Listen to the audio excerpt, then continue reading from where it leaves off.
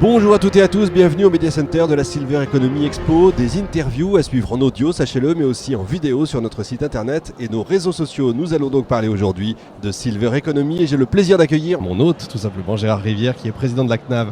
Bonjour Gérard. Bonjour. Alors, ce salon, déjà, vos premières idées, ça s'est bien passé? Est-ce que il y a des choses qui ont avancé? Oui, ce salon, évidemment, pour des professionnels de la sécurité sociale, mais des professionnels du vieillissement, de l'accompagnement du vieillissement.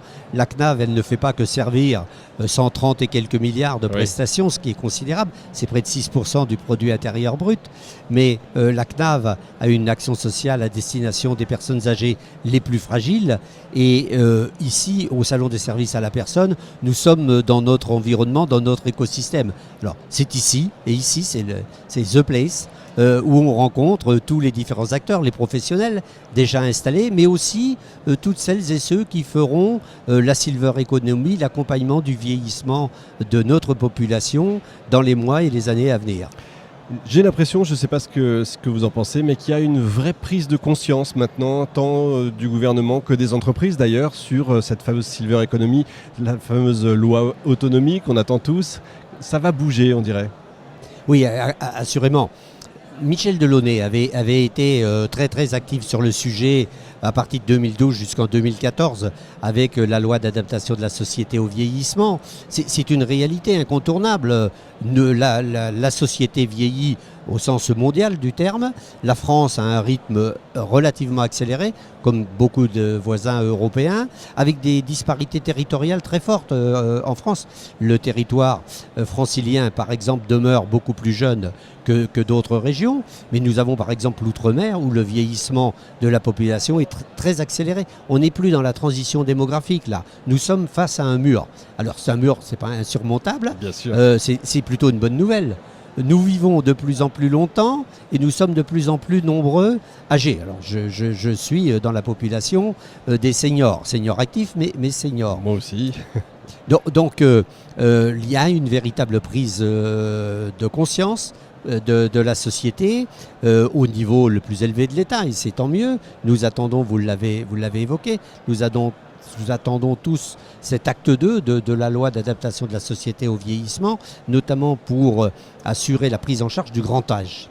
Mais nous, notre activité, c'est de faire en sorte que nous ne sommes pas, fort heureusement, tous condamnés à finir nos jours dans un établissement d'accueil pour personnes âgées dépendantes.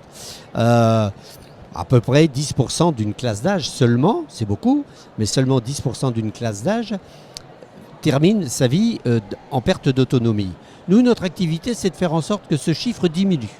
Et plus il diminuera, moins on aura besoin d'EHPAD. Et la solution, c'est pas de couvrir la France d'EHPAD, la solution, c'est que l'on vieillisse tous bien, dans la meilleure autonomie possible et loin de ces établissements.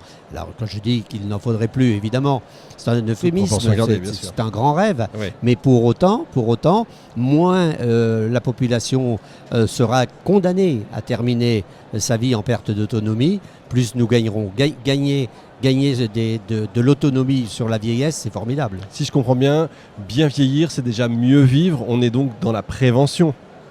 Absolument. La prévention, c'est pas très français. Hein. La prévention, je regarde autour de moi comment s'organise la société et la sécurité sociale en général, le monde qui est le mien.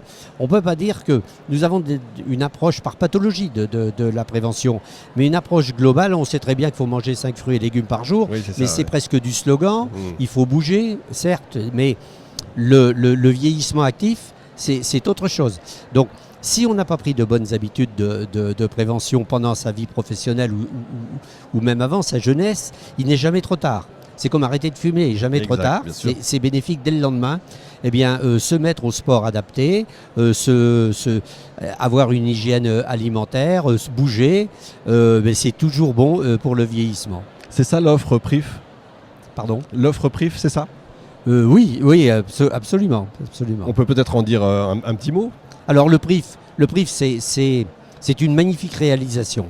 C'est la structure interrégime de la sécurité sociale retraite pour la mutualité sociale agricole, le régime général, les travailleurs indépendants qui sont intégrés au régime général à partir de 2020, et puis un élargissement qui va aller croissant d'ailleurs, puisque de plus en plus de régimes de retraite se regrouperont dans cette structure interrégime. Alors le PRIF, c'est un groupement de coopération sociale et médico-sociale qui a pour ambition, et c'est plus qu'une ambition maintenant, parce que c'est un vrai succès, de mettre en œuvre une véritable politique de prévention de la perte d'autonomie sur le territoire francilien. Et d'ailleurs, le PRIF, j'ai eu l'honneur de présider l'action sociale d'Île-de-France. Et j'étais sur les fonds baptismaux du PRIF avant que je sois président de la Caisse nationale. Et c'est une réussite extraordinaire qui a servi beaucoup de modèle pour l'ensemble du territoire. Et nous avons dupliqué des formes juridiques adaptées ici ou là, mais nous avons dupliqué le modèle du PRIF. C'est-à-dire qu'il s'agit de mettre ensemble tous les experts dont nous disposons en interne, mais aussi en externe, avec des partenaires de la Mutualité française, par exemple, d'autres structures associatives, mettre ensemble des moyens pour organiser de la prévention, d'abord pour les plus jeunes de manière collective, des ateliers collectifs de prévention sur la nutrition, sur des ateliers mémoire, des ateliers équilibre, des ateliers, je l'évoquais tout à l'heure, gymnastique adaptée, etc., etc. Tout ce qui fait qu'on va prendre de nouvelles bonnes habitudes pour son vieillissement, et puis dans ce cadre-là aussi créer du lien social, rencontrer des personnes. Les ateliers collectifs, c'est formidable parce que les gens viennent pour une activité et puis se retrouvent pour d'autres activités ensuite. Et c'est ça qui est formidable. C'est ce lien social qui est important. C'est absolument. Ce qui manque beaucoup aussi parfois dans notre société. Alors grâce à vous, pendant 2 jours, donc sur ce salon, on a pu faire beaucoup d'émissions. On a vu énormément de monde, beaucoup d'entreprises, c'est-à-dire beaucoup d'emplois également. Beaucoup d'emplois et de plus en plus d'emplois. Pour vous, c'est une bonne chose. On va encore une fois, là aussi, dans le bon sens. Ben oui, parce que nous, Assurance Vieillesse, je l'évoquais, nous versons des prestations d'assurance vieillesse, mais pour verser des prestations, il faut encaisser des cotisations. Ouais, alors la sécurité sociale, c'est une grande machine de redistribution. On entend parfois, malheureusement, des conversations, y compris de dirigeants politiques, comme quoi le coût de la retraite est insupportable pour notre société, au-delà de la norme, entre guillemets, norme européenne. Aujourd'hui, la retraite, le montant de la redistribution de la retraite, c'est 14 points du produit intérieur brut. Est-ce que c'est trop? Est-ce que c'est pas suffisant? Je ne sais pas. En tout cas, ça a permis notamment d'atteindre en France, et évidemment, il y a des moyennes cachent souvent de grosses disparités, mais pour autant, j'observe par exemple que le taux de pauvreté chez les personnes âgées en France est de 7%. Ce qui est énorme. Très en deçà de la moyenne européenne et surtout très en deçà de nos voisins européens, souvent cités en exemple. Je ne préciserai pas davantage. Oui, évidemment. Vous êtes malgré tout confiant quand même? On va, encore une fois je dis, est-ce qu'on va dans le bon sens? Est-ce que le gouvernement va dans le bon sens? Parce que parfois on l'a vu un petit peu déraper, ce gouvernement, en disant on va retirer les exonérations de charges pour les personnes de plus de 70 ans. Bon, ils l'ont retiré le lendemain, mais enfin quand même ils l'ont dit. Parfois, les signaux ne sont pas forcément toujours ouverts, quoi. Oui, absolument, mais ça, c'est la difficulté. Moi, je pense que ce gouvernement, comme d'autres par le passé, mais sans doute un peu plus celui-ci que d'autres, a tort, a grandement tort, de ne pas écouter la société. Et je ne suis pas persuadé que ce soit des grands chantiers, comme il est mis en œuvre en ce moment, pour aboutir à une réforme systémique de l'ensemble de notre système de retraite. Il faut décider à un moment. Et 18 mois de débats, de forums, de consultations citoyennes, Internet, etc., au bout d'un moment, j'ai comme l'impression d'ailleurs que la population a tendance à se retourner. j'observe comme ça qu'au bout d'un moment, il y a une forme d'agacement et l'indécision pèse. Mais ça pèse, et c'est dommageable, ça pèse sur le crédit de la sécurité sociale. La sécurité sociale, c'est un outil indispensable à notre société. On a d'ailleurs remarqué que la crise de 2008 est passée a été beaucoup plus facilement supportée par la population française grâce à la sécurité sociale qui est un amortisseur considérable de crise. Ouais, c'est vrai. Et par rapport à d'autres pays, notamment les pays qui disposent d'un système de retraite par capitalisation. Les capitalisations boursières se sont effondrées. Après la crise financière de 2008, c'est une crise financière, c'est Oui, une bien crise sûr, sociale. bien Hein. entendu. Je faut bien le rappeler de temps en temps. Et bien, commence comme ça. notre pays c'est mieux sorti que d'autres grâce justement à ce système de sécurité sociale qui est le ciment de notre société. Et il y a besoin de décider, et vous l'évoquiez tout à l'heure, décision importante attendue, c'est une loi grand âge. Parce qu'aujourd'hui, quel qu'en soit le coût, et aujourd'hui, ça ne coûte pas 30 milliards comme je l'entends ici ou là. Quand on met les 30 milliards, qu'on parle de 30 milliards, on met les dépenses d'assurance maladie liées au vieillissement. Mais on ne va pas saucissonner l'assurance maladie par tranche de vie. On ne parle jamais du coût de la néonatalité. Fort heureusement Bien d'ailleurs. entendu. Pourquoi veut-on absolument parler du coût de la prise en charge médicale du vieillissement ? Alors, pour terminer, on ne se voit pas vieillir, ça c'est ce qu'on dit, et heureusement d'ailleurs, heureusement qu'on ne se voit pas vieillir. Comment on peut faire, puisqu'on parlait de prévention tout à l'heure, comment on peut faire pour appréhender tout ça, pour mieux vieillir, mieux vivre et mieux vieillir? Vos conseils? Eh bien écoutez, la première chose, c'est d'avoir un regard positif sur soi-même. C'est se regarder et ne pas regarder que... Le général de Gaulle disait la vieillesse est un naufrage. Naufrage, ouais. C'est la pire des choses. C'était une autre Autre époque.